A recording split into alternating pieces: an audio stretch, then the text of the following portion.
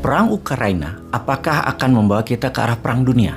Mari kita bahas kemungkinan atau tidaknya. Ketika kemarin Rusia menyerang pangkalan militer di kota Lviv yang membuat ratusan orang cedera dan membunuh 35 orang, maka hal ini patut menjadi hal yang kita waspadai. Kita bahas sebentar strategi perang Putin yang menarget 4 hari tentara sampai Kiev dan menaklukkan pusat pemerintahan dengan serangan kilat yang tidak berhasil. Maka Rusia merubah perangnya dengan membombardir semua kota ke arah Kiev dan menjadikan perang kota terbuka di semua wilayah. Tadinya hanya serangan kilat satu arah. Ketika rencana pertama gagal, maka perang terbuka adalah semua wilayah diserang, diperangi. Sampailah roket meluncur ke kota Lviv yang jauh di barat dekat perbatasan Polandia. Rusia menuduh Barat dan NATO menggunakan Lviv sebagai kota pemasok senjata di Ukraina. Masuknya mercenaries, masuknya tentara bayaran, suplai logistik semua itu melalui Lviv. Bagi Amerika yang ketika itu Biden lagi kampanye harus segera balik ke Gedung Putih, dan Gedung Putih menyatakan serangan terhadap anggota NATO,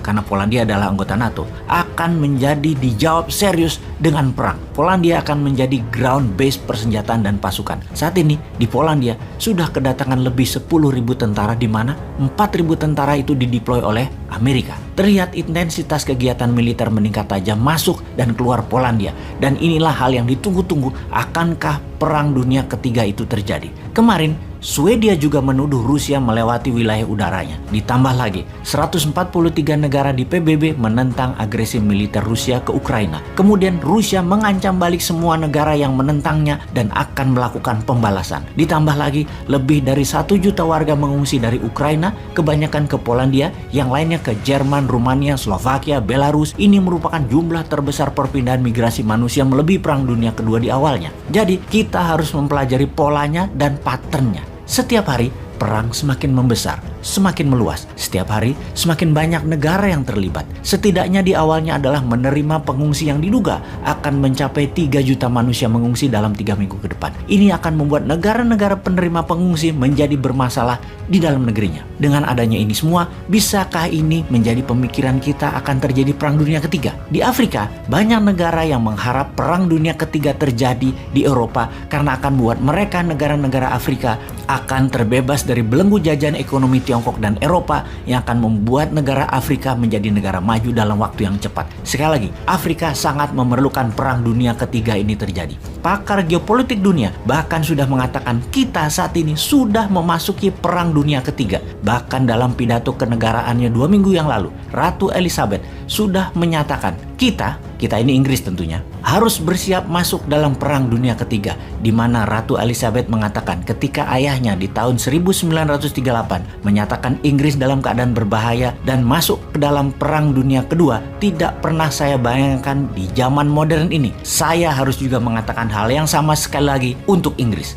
Sekali lagi, apakah ini masuk kategori perang dunia? Apa itu yang dimaksud dengan perang dunia? Dalam pernyataan sejarah, yang dimaksud dengan perang dunia adalah seluruh dunia berperang, setidaknya sebagian besar terlibat. Perang Dunia Pertama misalnya melibatkan seluruh negara Eropa, Amerika, sebagian Afrika, sebagian Amerika Latin. 70% dunia terlibat Perang Dunia Pertama. Selagi kita bicara saat ini, mungkin hanya Ukraina dan Rusia yang berperang di garis depan. Sisa dunia tidak ada yang berperang di garis depan. Sebuah fakta lagi, perang dunia semuanya bermula dari perang kecil. Kembali ke perang awal 1914, bulan Juni, ketika Archduke Franz Ferdinand dibunuh di Bosnia. Dia adalah pewaris dari kerajaan Austro-Hungaria yang dibunuh oleh nasionalis Serbia. Kemudian Austria-Hungaria menyatakan perang terhadap Serbia. Setelah itu, efek domino terjadi. Di tahun 1915 banyak negara masuk dan terus bertambah sampai 1916. Puncaknya hampir semua negara masuk Perang Dunia Pertama di tahun 1918.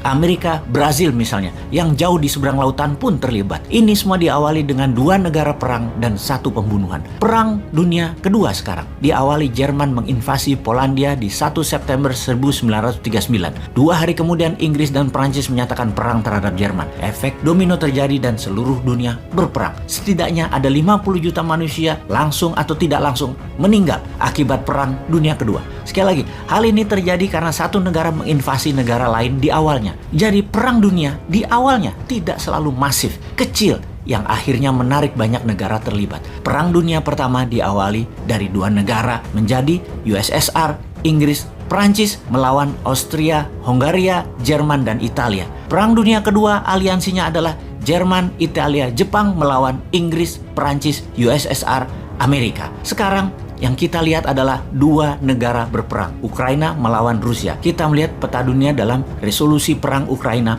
141 negara menentang Rusia, 5 mendukung, 35 abstain. Inilah peta aliansi versus Axis power Rusia. Di belakang Rusia ada Belarusia, Syria, Korea Utara, dan Eritrea, sebuah negara kecil di Afrika, seberang Yaman. Ada 35 negara yang tidak memihak manapun, sama seperti Amerika di Perang Dunia Pertama. Tidak ikut-ikutan sampai kepentingan Amerika terganggu. Di tahun 1917, U-boat Jerman menenggelamkan 3 kapal niaga Amerika, membuat Presiden Amerika saat itu, Woodrow Wilson, menyatakan Amerika berperang melawan Jerman dan masuk ke dalam Perang Dunia Pertama. Dengan informasi ini, semoga sahabat dengan bijak bisa menyikapi apa yang akan terjadi dalam perang di Ukraina ini. Bosman kali ini tidak menyatakan akan terjadi atau tidak. Saya membiarkan sahabat yang menilai. Panjang sudah kita membahas di mana apapun yang akan terjadi, seharusnya kita, Indonesia, bersiap dalam war mode sejak jauh-jauh hari. Jangan masih memikirkan cari hutangan untuk membangun proyek diutamakan. Apa nggak mudeng ya bernegaranya, wahai Lord? Bagaimana perang di Ukraina akan memukul perekonomian di rumah Anda? Kita mulai dari harga minyak bumi yang sudah di atas $106, di mana harga ini hampir $50 di atas budget yang dianggarkan oleh APBN Indonesia di harga $63 per barelnya. Anggaran per tahun belanja BBM lebih dari 300 triliun jika diimpor sebanyak 800.000 barel per harinya. Naiknya harga minyak bumi akan membuat kantong APBN jebol, tombok nambah 200 triliunan rupiah lagi jika minyak bumi harganya di atas $125 per barel bertahan terus selama beberapa bulan ke depan, bahkan hingga akhir tahun. Sebaiknya harga jual BBM bahkan disarankan di atas 18.000 atau 20.000 per liternya di SPBU. Ini semua hanya asumsi, namun kita menengok fakta sekarang. Saat ini perang di Ukraina menginjak hari ke-20. Sementara kita duduk nonton TV di rumah atau melihat informasi di gadget ribuan kilometer jauhnya dari medan perang. Kita mengucapkan dalam hati, untung bukan di Indonesia perangnya. Tapi kali ini saya membawa berita buruk kepada sahabat semua. Kita semua tahu ada dua sisi cerita. Yang satu memiliki pendapat global atau global naratif, yaitu pihak Barat dan NATO yang mengatakan Rusia adalah penjahat. Di sisi Rusia mengatakan agresi NATO ke Eropa Timur mencaplok-caplok wilayah dengan mengikat dalam kesepakatan militer oleh NATO di negara bumpernya Rusia, ex-Soviet adalah kejahatan atau penjahat sesungguhnya karena akan menarget Rusia nantinya. Terlepas dari perang militer di Ukraina, ternyata perang ini akan melukai kita semua. Anda punya mobil dan motor di rumah, Anda pasti perlu BBM kan? Semakin lama perang, mengendarai kendaraan Anda tersebut, biayanya akan semakin mahal. Kenapa? Kita tahu 12% minyak dunia adalah produksi Rusia. Rusia merupakan negara ketiga terbesar di dunia di dalam produksi minyak dan negara nomor 3 terbesar di dunia di dalam eksportir minyak. Sejumlah 5 juta barel per harinya. Apa yang terjadi kalau minyak Rusia di stop produksinya untuk diekspor? Maka kebutuhan dunia yang meningkat alias demand meningkat karena suplainya turun, maka secara alami akan meningkatkan harga minyak bumi di pasaran. Diperkirakan kalau Rusia stop produksi dan negara OPEC tidak meningkatkan produksi, maka harga minyak dunia akan tembus $140 per barelnya. Ketika harga minyak meningkat, biaya transportasi meningkat tajam. Biaya mobil, truk, kereta api, pesawat terbang, biaya distribusi, biaya angkutan, semua naik tajam. Artinya apa? Semua barang menjadi lebih mahal. Harga barang menjadi mahal semuanya. Harga makanan, harga kebutuhan pokok, semua jadi mahal. Intinya, ketika harga minyak bumi meningkat, semua harga-harga meningkat. Pertanyaan lain lagi, seberapa mahal kenaikan itu terjadi? Dalam statistik bernegara, rata-rata setiap kenaikan $10 per barel akan meningkatkan 1-2% inflasi. Maka ketika dari $63 ke $105 per barelnya, naiknya $40, maka dipastikan inflasi Indonesia akan naik minimum 4-8%. Meningkatnya inflasi di Indonesia. Kita ke Rusia yang terkena sanksi ekonomi. Bank Rusia kena sanksi ekonomi dari negara G7 dan dari banyak negara lainnya. Bank-bank milik Rusia tidak bisa lagi memakai SWIFT, Interbank Transaksi Internasional. SWIFT adalah singkatan dari Society for Worldwide Interbank Financial Telecommunication. Dengan Bank Rusia tidak bisa aman lagi atau tidak secure lagi transaksinya, maka tidak bisa lagi bertransaksi secara luas ke seluruh dunia. Sesungguhnya pada saat ini minyak Rusia belum kena sanksi, namun produksinya sudah mulai diturunkan. Dan efek SWIFT diblok plus transaksi turun itu akan memukul harga minyak. Lalu ada boikot perdagangan atas produk-produk Rusia lainnya. Kita kembali ke gas dulu. 40% gas Rusia itu melalui pipa melalui daratan Ukraina ke Eropa Barat. Dan saat ini suplai gas ke Eropa Barat mulai terganggu, bahkan sudah mulai ada yang shutdown. Ini menimbulkan keresahan masyarakat Eropa Barat. Lalu kita perdalam Ukraina. Banyak yang tersadar mengetahui bahwa Ukraina mempunyai cadangan minyak dan gas nomor 2 terbesar di Eropa yang saat ini pastinya terganggu produksinya walaupun ini masih cadangan. Sehubungan dengan berkurangnya produksi minyak dunia, maka semua negara besar mulai menggunakan SPR-nya atau strategi petroleum supply-nya. Cadangan minyaknya dikeluarkan, terutama Amerika. Dengan strategi ini diharapkan bisa menahan laju naiknya harga minyak namun membahayakan cadangan minyak dalam negeri Amerika.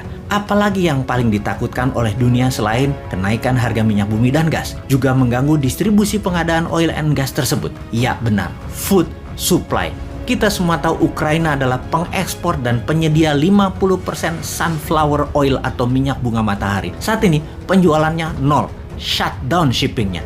Karena kapal laut di Laut Hitam diblokade dan kota Mariupol adalah kota utama selain Odessa sebagai pelabuhan besar Ukraina sudah ditaklukkan Rusia. Odessa tinggal menunggu waktu ditaklukkan. Odessa adalah pelabuhan kontainer terbesar Ukraina. Sebentar lagi banyak rumah tangga dunia akan kekurangan minyak goreng sunflower ini. Karena itu tidak heran kelapa sawit di Indonesia musnah. Salah satunya adalah dijadikan pengganti sunflower oil di banyak negara, khususnya India yang 70% rumah tangga India memasak menggunakan sunflower oil ini. Sementara Rusia juga penghasil minyak bunga matahari ini juga kena sanksi ekonomi. Dan dunia saat ini menggunakan sunflower oil jika memasak adalah pangsa pasar 60% di dunia. Yang artinya memasak di rumah harga gorengannya menjadi semakin mahal. Harga tumis-tumisan menjadi semakin mahal. Jagung juga merupakan ekspor dari Ukraina yang merupakan pengekspor nomor 5 terbesar di dunia. Bersama Rusia, Ukraina mengekspor 19% kebutuhan jagung dunia yang semuanya stuck, tidak bisa terdistribusikan. Hal ini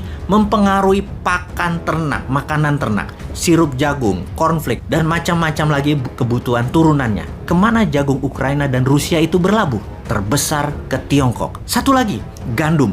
Rusia merupakan produsen gandum yang menyuplai 20% kebutuhan dunia, di mana Ukraina juga merupakan penyuplai 10% kebutuhan dunia. Keduanya dikombinasikan merupakan penyedia 30% kebutuhan dunia. Kemana gandum tersebut dikirimkan? 70% adalah ke negara Barat Asia dan Afrika, di mana negara-negara tersebut jika ingin memasak pasta, roti cane, pizza, dan berbagai jenis roti, negara Turki, Mesir, Sudan, Nigeria, Sri Lanka akan merasakan dampak negatif tersebut.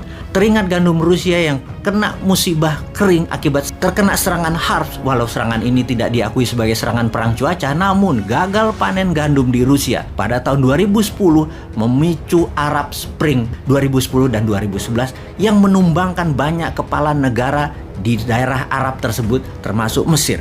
Karena masalah gandum. Gandum adalah masalah serius. Itulah sebabnya dalam dunia terkoneksi dan saling ketergantungan yang terdistrap akibat perang di Ukraina telah banyak mengganggu suplai energi, emas, pupuk, batu bara, precious metal seperti titanium yang merupakan 10% kebutuhan dunia aviasi, yang semua itu mengakibatkan terjadinya perang kebutuhan barang jadi maju di garis depan. Sudahkah Indonesia paham? Paham kalau produksi barang jadi maju di garis depan?